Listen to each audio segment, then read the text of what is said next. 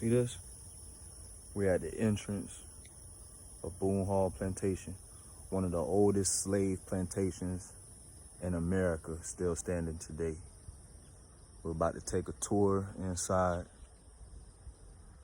Man, talking about a feeling right now. Right, baby? There was one point in time and day, people that look like us, we couldn't walk through this pathway right here without somebody checking for us. And you know what I mean by checking for us. You know, so here we go.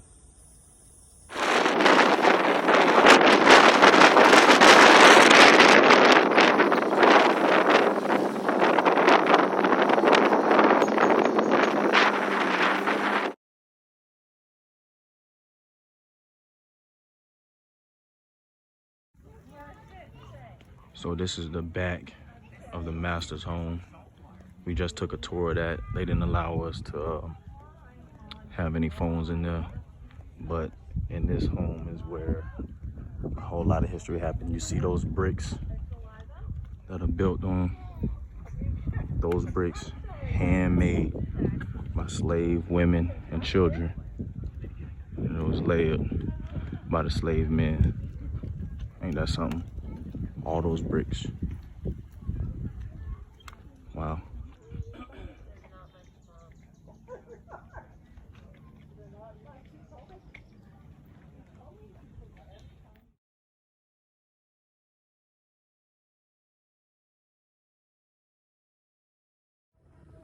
Now, if you look in here, this building me and baby girl just walked in. This is what they would call the Gulag Theater. Okay, this is one of the buildings. And they would come out here. They would have, you know, dances or have like some type of show. Can only imagine, man. Can only imagine. Look at how short this door is compared to me. See this?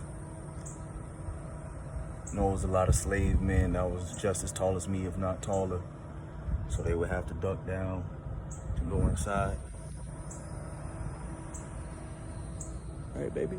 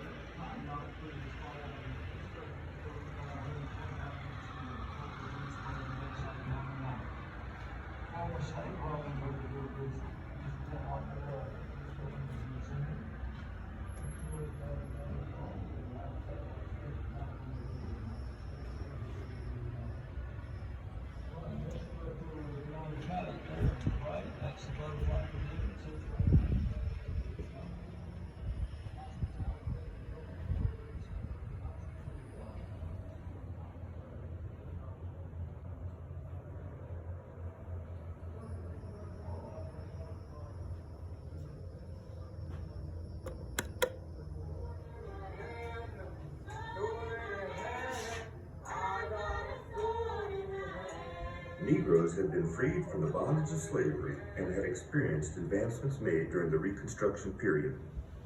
They had now advanced from freedmen to citizens as recognized in 1866 by the 14th Amendment to the Constitution. But when the 1883 Supreme Court ruled that Congress could not outlaw individual or business racial discrimination, every attempt was made to prevent black men from voting, including intimidation and violence.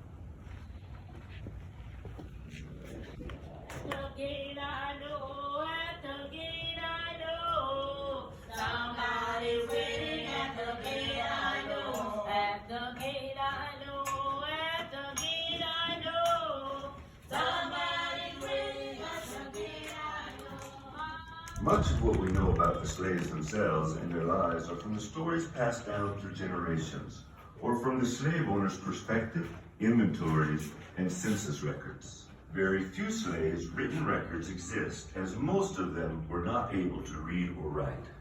Just in recent decades have researchers begun using archaeology to study the lives of slaves. One of the biggest mysteries nagging archaeologists about slaves is nutrition. How in the world did slaves work those long days with the rations shown in plantation record books? The caloric intake reflected in those records wasn't, and the rape of a slave woman was only treated as a form of trespassing. However, despite living under the domination of an owner and forced labor, slaves were able to form families and communities within the plantation.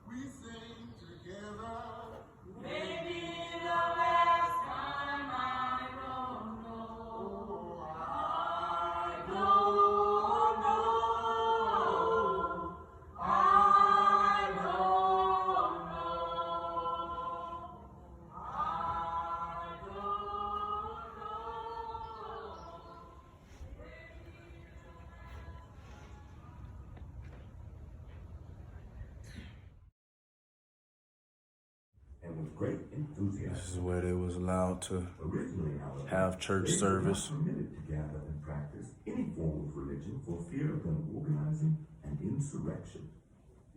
So they initially would secretly meet in secluded areas of the woods called hush harbor. All right, so that tour just came to a close. Me and baby girl, my fiance, man, we just stunned, man. It's like really just some chilling feelings going through those buildings and whatnot. See where the slaves lived, to go through the master house, you know, seeing this property. Man, I highly suggest Boone Hall Slave Plantation out in Charleston, South Carolina. I highly suggest that. Highly recommend that. Right, baby? Right, baby? Don't you think you gained some wisdom today? Did you gain some wisdom today? Huh? Yeah? Yeah? Okay, now that we in the car and we leaving Boone Hall Plantation, I just want to say, like, if you were a human being, well, a black human being, a male like myself, they would make you feel less of a man. You know, they would come into your hut. They would take your wife if they wanted to. You know, they would take your kids, sell your kids if they wanted to. They would sell you if they wanted to, you know, and leave your family behind. Man, you will never see them again. Every little thing that they did make you feel less of a man. Now, if you were a woman, same thing. You would not feel like a woman. You would be used. Like we took a tour of the master home, and the lady was saying they would use the kids and the women to create the bricks, the handmade bricks that were made to build those homes on that plantation, that were made to build the slave homes on the plantation as well, and also, you know, supply the state of South Carolina and a lot of states along the South with bricks.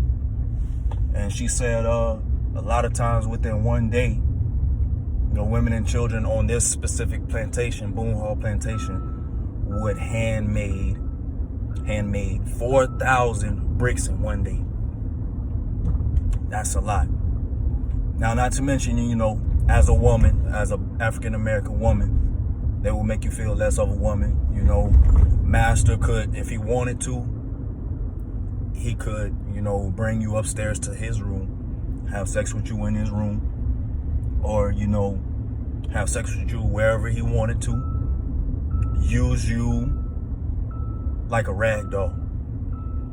Now, as a child, by the age 4 or 5 years old, you're already working. I'm not talking about little stuff.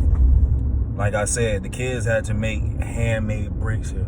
Kids also worked in the fields. They will pick cotton, or they will pick, you know, tobacco or whatever in any slave plantation across America. So y'all just keep that in mind when you feeling like the world owes you something.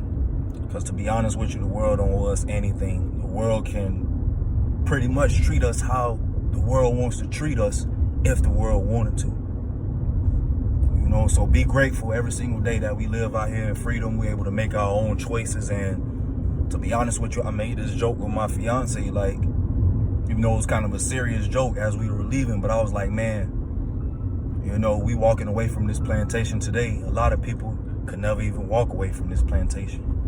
They were born and died on this plantation we just left. So